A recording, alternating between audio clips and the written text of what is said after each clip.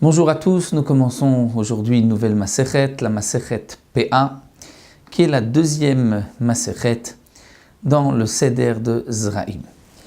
Nous allons commencer par Masechet PA, l'étude des mitzvot concernant la terre, le travail de la terre. Et on commencera par cette Masechet qui concerne ce qu'on appelle les matnot aniyim, c'est-à-dire les cadeaux, ce qu'on laisse aux pauvres.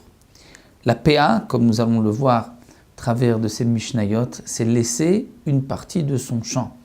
Lorsque l'on va moissonner le champ, et nous verrons par la suite que ce n'est pas seulement sur la récolte, le blé et l'orge, mais même sur les fruits des arbres, il faudra laisser une partie pour les pauvres, une partie qu'on ne pourra pas couper.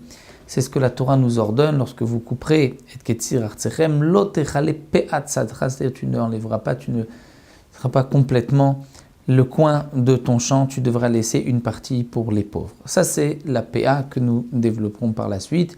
Il y a aussi le leket, c'est-à-dire que les épis qui tombent au moment où on va moissonner, on doit les laisser lorsqu'il y a moins de épis qui sont tombés en même temps.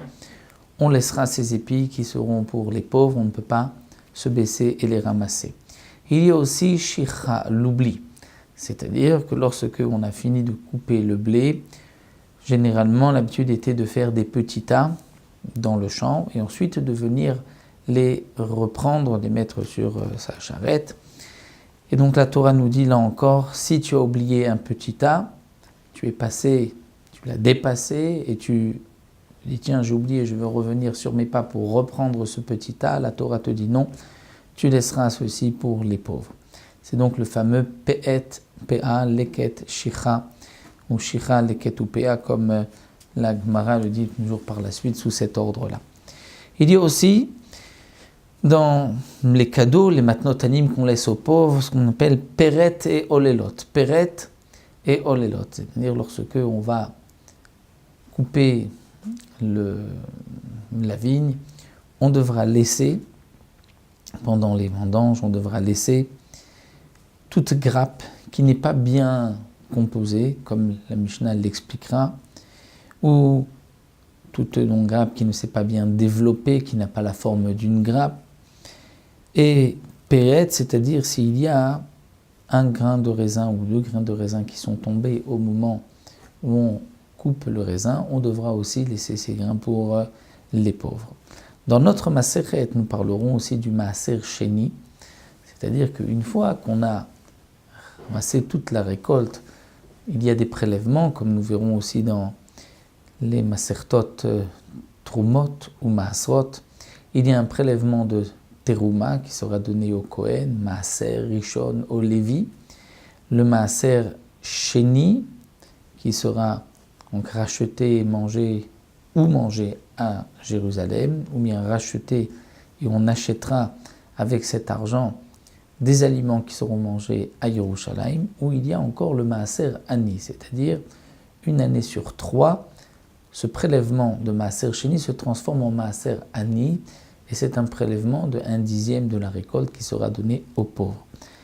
C'est ce que nous verrons aussi dans notre Masechet, mais tout le long des Masertot qui suivent pour tout le Seder Zraïm. Donc le Tana commence avec le premier Pérek. Le premier Pérek va nous parler de la quantité de PA, c'est-à-dire combien on doit laisser dans le champ, qu'on ne doit pas moissonner, qu'on ne doit pas couper. Quelle est cette quantité qu'on laissera pour les pauvres? Aussi, dans quelle partie du champ on laissera cette PA? Est-ce que c'est au début, à la fin, au milieu? Quelles sont les récoltes où il y a une obligation de laisser la PA? Est-ce que sur tous les fruits, tous les légumes, est-ce qu'on devra laisser une PA? Et aussi, nous verrons que la PA est exemptée du maaser. On ne devra pas prélever sur cette récolte le maaser. Le pauvre qui aura ramassé la PA n'a pas besoin de faire d'autres prélèvements par la suite. Donc nous commençons avec la première Mishnah et le Tana nous dit « Elu dvarim » voici les choses chez « En laem shi'ur » où il n'y a pas de quantité qui a été mentionnée dans la Torah. nous verrons que Midei Rabbanan, les Chachamim ont exigé pour chaque chose une quantité particulière, mais Minatora, il n'y a pas de shiur. Pour le premier cas, à PA, c'est-à-dire que la Torah nous ordonne de laisser une partie du champ sans moissonner cette partie, la laisser pour les pauvres.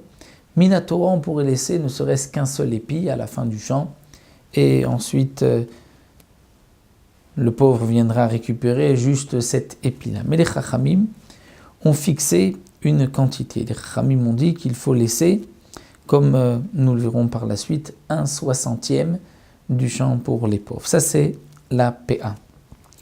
Nous avons aussi les Bikurim. Les Bikurim, c'est les prémices. La Torah nous ordonne d'amener les prémices, de les monter à Yerushalayim, et ils seront donnés aux Kohanim. C'est combien les prémices? Minatora aussi, de la Torah, il n'y a pas de shiur, il n'y a pas de quantité, même un seul fruit est suffisant. Mais les Chachamim ont exigé qu'il faut laisser une certaine quantité, ça nous verrons donc par la suite, le din de Bikurim. À Rehayon, c'est la mitzvah de monter à Yerushalayim 3 fois par an, au moment des fêtes, et d'apporter des korbanot. Donc ce sont les korbanot qu'un homme doit apporter 3 fois par an lorsqu'il montera à Yerushalayim.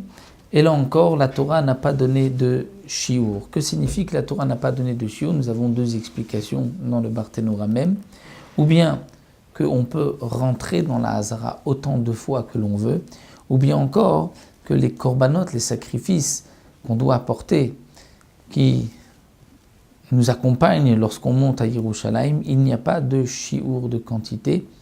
On peut apporter une bête qui a n'importe quelle valeur, mais là encore les Chachamim ont fixé un shiur, une certaine somme minimum pour acheter le korban. La Mishnah poursuit, nous dit aussi Gmilut Chassadim. La Gmilut Chassadim, il n'y a pas de shiur. Que signifie Gmilut Chassadim? La bienfaisance, mais c'est, comme dit le Barthénora, il y a 2 sortes. C'est Begoufo seulement, avec son corps. C'est-à-dire qu'il y a la Gmilut Chassadim avec son corps, comme visiter les malades, enterrer les morts.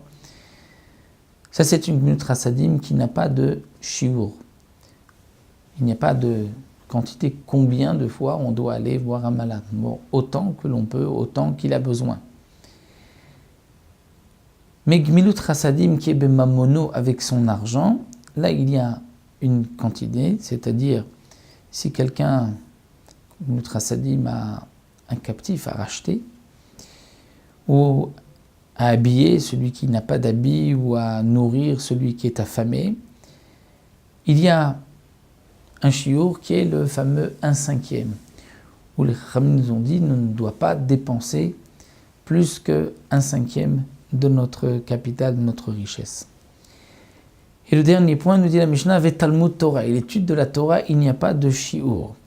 C'est-à-dire, comme c'est marqué dans le pasuk, Vagitabo yomam valayla, on devrait étudier la Torah jour et nuit. La Mishnah poursuit et nous dit, Elu dvarim she'adam ochel pirotem ba'olam hazeh. Voici les choses que l'homme va manger les fruits dans ce monde-ci, va kerem, le capital, kayemet lo leolam haba, sera réservé pour le monde futur. C'est Kibud Avaim. Kibud Avaim, c'est respecter son père et sa mère. C'est une mitzvah qui est récompensée par la Torah par une longue vie. Ça, ce n'est que les fruits dans ce monde-ci, mais le capital est réservé pour le Olam Haba. Gemilut Chassadim aussi, donc d'aider son prochain,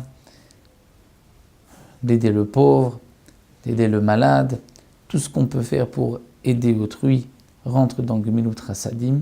Là aussi, on mangera les fruits dans ce monde-ci. Et Avat Shalom Ben Adam Lachavero. C'est-à-dire amener la paix entre un homme et son prochain. Essayer de faire régner la paix dans le peuple d'Israël. Ça aussi, c'est une grande mitzvah. Ve Talmud Torah Keneget Kulam. Et l'étude de la Torah et Keneget Kulam est équivalent à toutes les mitzvot. C'est ce que Chachamim nous apprennent dans la Gemara. La fois Talmud Torah Keneget Kulam, la mitzvah la plus importante est l'étude de la Torah. L'étude de la Torah est aussi une mitzvah, mais elle est équivalente à toutes les autres mitzvot. C'est ainsi donc que le Tana termine notre première Mishnah. Bon, nous avons vu que Minatora, pour les Bikurim, pour la PA, il n'y a pas de Shiur, donc même si on laisse un seul épi, c'est suffisant, on aura accompli la mitzvah, mais nous verrons dans la deuxième Mishnah quelle est cette quantité que les Chachamim nous ont exigé de laisser.